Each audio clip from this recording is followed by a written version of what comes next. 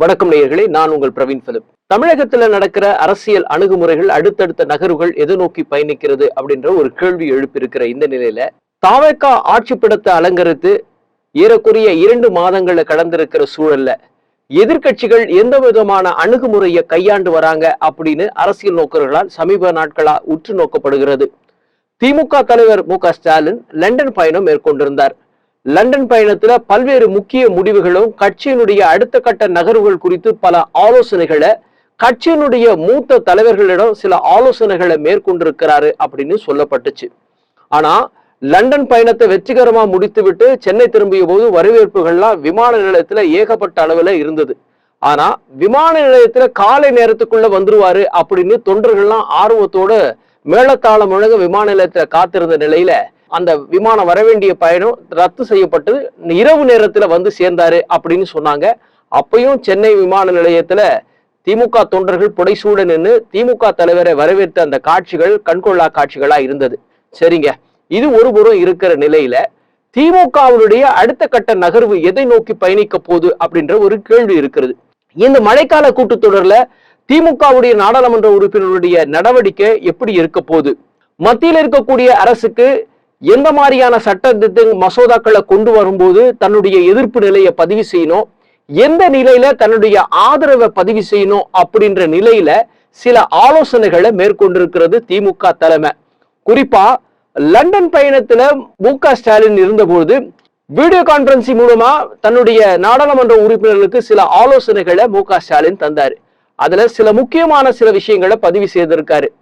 இந்த நாடாளுமன்ற மழைக்கால கூட்டத்தொடர்ல திமுகவுடைய உறுப்பினர்கள் எப்படிப்பட்ட அணுகுமுறையை கையாளணும், எந்தெந்த விஷயத்திற்கு நம்முடைய ஆதரவு நிலை தேவை, எந்த விஷயத்துல நம்முடைய எதிர்ப்பை சரியான அளவுல பதிவு செய்யணும், இதன் மூலமா ஒரு மத்தியில் இருக்கக்கூடிய அரசோடு ஒரு இணக்கமான சூழலை நம்ம உருவாக்கி அதன் மூலமா கட்சிக்கு தலைமைக்கும் பல்வேறு விதமான வெற்றி வாய்ப்புகளை அடுத்த வருகிற தேர்தல் களங்கள்ல வியூகங்களை வகுப்பதற்கான சூழலை உருவாக்கிக்கணும் அப்படின்னு சொல்லப்பட்டது. இந்த நிலையில திமுகவினுடைய நாடாளுமன்ற உறுப்பினரும் திமுக தலைவர் கலைஞர் அவர்களுடைய மகளுமான கனிமொழி சில முக்கிய முடிவுகளை எடுத்திருக்கிறாங்க. அந்த முடிவுகளை ஸ்டாலின் அவரிடத்துல தெரிவிச்சதுல ஸ்டாலினே அதிர்ந்து போயிருக்காராம். அப்படி என்ன முடிவுனா, கட்சியை என்ன நம்பி ஒப்படைங்க, வருகிற 2031ஆம் ஆண்டுக்குள்ள திமுகவை ஆட்சி படத்துல அரியணையில அமர்த்தி காட்டுகிறேன் அப்படின்னு ஒரு நம்பிக்கைக்குரிய சபதத்தை வெளிப்படுத்தியிருக்காங்க கனிமொழி. கனிமொழியுடைய இந்த சபதத்துல திமுகவுடைய தலைமை மிகப்பெரிய அளவுல மகிழ்ச்சி அடைந்தாலும் இப்படிப்பட்ட சூழல்ல கனிமொழி கிட்ட இந்த ஒட்டுமொத்த பொறுப்பை ஒப்படைக்கலாமா அப்படின்ற ஒரு கேள்விகளும் சந்தேகங்களும் எழுந்திருக்குது. அவங்க என்ன சொல்றாங்க அப்படின்னா, கட்சியை என்ன நம்பி நீங்க ஒப்படைச்சீங்கன்னா கட்சியில எனக்கு எந்த பெரிய அளவிலான பொறுப்பும் தர வேண்டாம், ஆனா தலைமையில சில முக்கிய முடிவுகளை எடுக்கக்கூடிய அனுமதியும் அதற்கான வாய்ப்புகளை எனக்கு நீங்க தந்தீங்கன்னா கட்சியில சில அதிரடி மாற்றங்களை நான் செய்ய போறேன். ஏற்கனவே கட்சிக்குள்ள சில கட்டமைப்புகளை நம்ம மாற்ற வேண்டிய காலத்தின் கட்டாயத்துல இருந்துட்டு இருக்கோம். மூத்தவர்கள் அனுபவம் வாய்ந்தவர்கள் என்று சொல்லி பழமையான சில விஷயங்கள் எல்லாம் நம்ம புகுத்தி கொண்டே இருக்கிறோம். அந்த பழமையான விஷயங்கள் எல்லாம் மாற்றி இன்றைய கால சூழலுக்கு ஏற்ற மாதிரி சில மாற்றங்களை நிச்சயம் செய்தா திமுக ஒரு வலுவான எதிர்கட்சியா தற்போது தமிழகத்துல மட்டுமல்ல பாஜக ஆளுகிற மத்திய அரசிலும் கூட தன்னுடைய பங்களிப்பை எதிர்நோக்கி இருக்க வேண்டிய சூழல்ல பாஜக இருக்கு. எனவே சூழலுக்கு ஏற்ற மாதிரி நம்முடைய அணுகுமுறையை மாற்ற வேண்டிய காலகட்டாயத்துல இருக்கிறோம். அதற்கான வாய்ப்பு தளத்தை நான் எடுத்து சேலஞ்சா எடுத்து பண்றேன் அப்படின்னு திமுக தலைவர் மு.க.ஸ்டாலின் கிட்ட சொல்லியிருக்காரு. அப்போ திமுகவினுடைய எதிர்கட்சி தலைவரா சட்டப்பேரவையில் இருக்கக்கூடிய உதயநிதி ஸ்டாலின் அவர்கள் என்ன சொல்றாங்கன்னா, கட்சிக்கு நீங்க அந்த பொறுப்புக்குள்ள தலைமை பொறுப்புக்கான நிலைக்குள்ள வந்து சில அதிகார மையத்தை நீங்க ஆளுமை செய்ய போனா என்னுடைய என்ன சூழல்கள் என்ன ஆகும், என்னுடைய எதிர்காலம் என்ன ஆகும் அப்படின்ற ஒரு கேள்வி வந்தாலும் நான் உதயநிதி ஸ்டாலினோட ஒரு இணக்கமான சூழலை உருவாக்கி தம்பிக்கு அடுத்த கட்டமா என்னென்ன பணிகளை மேற்கொள்ளணும், எப்படி அதை கையாளணும்ன்ற யுக்திகளையும் நான் சொல்லித்தரேன். அதே நேரத்துல இப்ப இருக்கிற தலைமை அப்படியே இருக்கட்டும், ஆனா பொறுப்பும் நிர்வாகத்தினுடைய உத்தரவுகளையும் அதிரடியா சில மாற்றங்களை செய்கிற பொறுப்பை நான் ஏற்றுக்கொள்கிறேன், அதற்கான வழிவிடுங்க அப்படின்னு கேட்டிருக்காங்க. அதற்கு ஸ்டாலினும் சம்மதம் தெரிவிச்சிருக்கதா சொல்லப்படுது. திமுக தலைவர் கலைஞர் அவர்கள் பல்வேறு விதமான இக்கட்டான சூழலும் கூட கட்சியை வலுவோடு நடத்தி இருக்காரு. எதிர்கட்சியா இருந்த போதும் ஆளும் கட்சியா இருந்த போதும் மக்களுடைய மனதை புரிந்து கொண்டு அரசியல் நகர்வுகளை நடத்தியது போல நாம இப்ப நடத்த வேண்டிய கால கட்டாயத்தில் இருக்கோம். இதை உடனடியா செய்தா நிச்சயம் திமுகல வருகிற 2031ஆம் ஆண்டு ஆட்சி பீடத்துல நான் உங்களை அமர வைப்பேன் அப்படின்ற ஒரு நம்பிக்கையை ஊட்டிருக்காங்க கனிமொழி. கனிமொழியுடைய இந்த நம்பிக்கைக்குரிய பேச்சினால சந்தோஷம் அடைஞ்சிருக்கக்கூடிய ஸ்டாலின் லண்டன் பயணத்தை முடிச்சு சென்னை வந்து இறங்கின உடனே கட்சியினுடைய சில முக்கிய பிரமுகர்களோட இந்த ஆலோசனைக்கு உறுதியளிக்கும் வண்ணமாகவும் கனிமொழியுடைய அடுத்த கட்ட அரசியல் நகர்வுகளுக்கு சிவப்பு கம்பளம் விரிக்கும் வகையில சில அடுத்த கட்ட நகர்வுகளை நோக்கி வேகப்படுத்த துவங்கி இருக்காரு. அவர்களை பொறுத்த மட்டில நாடாளுமன்றத்துல எந்த விஷயமா இருந்தாலும் அதை எளிதா கையாளக்கூடிய ஆளுமைக்குரிய நாடாளுமன்ற உறுப்பினரா நீண்ட காலம் இருந்தவர் என்றதான ஒரு பதிவு.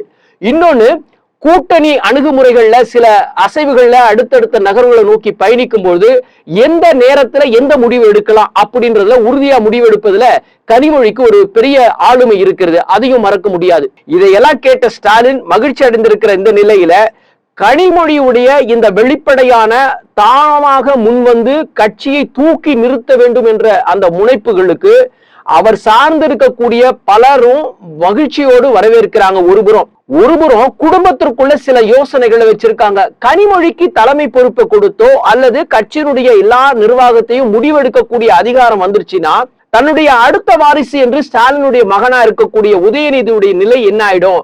ஒருவேளை தன்னுடைய அத்தையான கனிமொழி அரசியல்ல மிகப்பெரிய ஆளுமையா வந்து நின்றுட்டாங்கன்னா அந்த முகத்தால உதயநிதி ஸ்டாலின் ஒரு எதிர்கட்சி தலைவியா சட்டப்பேரவையில் இருக்கும் பொழுது அப்படி அவருடைய செயல்பாடுகள் எதை நோக்கி போயிடும் அப்படின்ற சில கேள்விகளையும் குடும்பத்தின் சார்பில் முன் வச்சிருக்காங்க.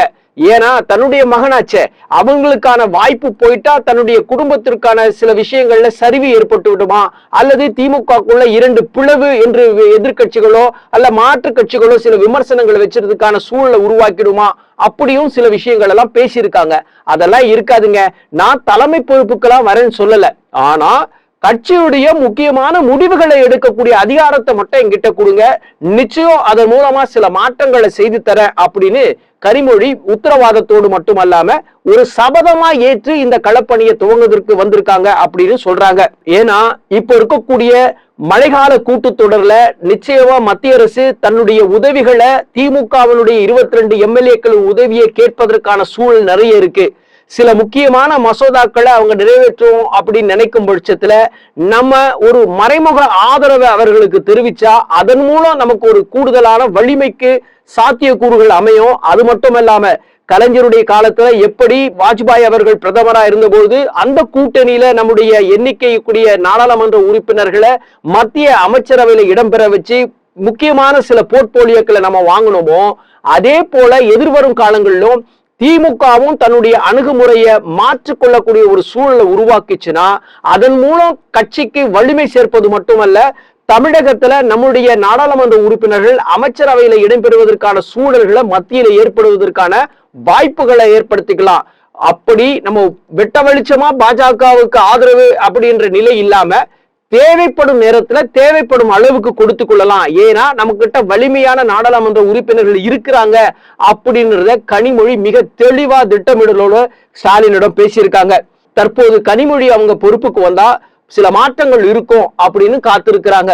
அப்படிப்பட்ட சூழல்ல இங்க இருக்கக்கூடிய தாவேக அரசுக்கு சமீப நாட்களா வருகிற எல்லா பிரச்சனைகளிலும் அவங்க அரசியல் ரீதியா உடனடியா பதிலடி தருவதை நம்ம பார்த்துருக்கு வரோம். எந்த விதமான தாவேகாவுடைய அமைச்சர்களுடைய சர்ச்சைக்குரிய விவகாரமா இருக்கலாம், முதலமைச்சருடைய பேச்சா இருக்கலாம், இப்படிப்பட்ட விவகாரங்கள்ல சரியான நேரத்துல உரிய விளக்கங்களோடு தன்னுடைய பதிலடியை கடுமையா பதிவு செய்திருக்காங்க. திமுகவுடைய சட்டமன்ற உறுப்பினர் விளாத்திக்குளம் சட்டமன்ற உறுப்பினர் மார்கண்டேயன் கைது செய்யப்பட்ட விவகாரத்துல உடனடியா பதிலடி தந்திருக்காங்க. இது அரசு எடுக்கக்கூடிய இந்த செயல்பாடுகள் ஒரு ஜனநாயக படுகொலையை நடத்த முயற்சி செய்கிறது அப்படின்னு கடுமையான விமர்சனம் வைக்கிறாங்க. அது மட்டுமல்லாம சமீப நாட்களா கனிமொழியுடைய குரல் வேகம் எடுத்து வருவதும் அவருடைய செயல்பாடுகளும் அரசியல் அடுத்த நகர்வுகள் வேகப்படுத்தப்பட்டு வருவதும் மறைமுகமா நம்ம பார்க்கிற இந்த நிலையில அதிகாரப்பூர்வ வாய்ப்பை திமுக தலைமை கனிமொழிக்கு கொடுத்தாங்கன்னா நிச்சயம் 2031 திமுகவை ஆட்சிக்கு கட்டில கொண்டு வந்து அமர்த்துவேன் அப்படின்ற அந்த சபதம் கனிமொழி எடுத்திருக்கக்கூடிய அந்த சபதம் நிறைவேறுமா அப்படின்றத காலம் தாங்க பதில் சொல்லணும்.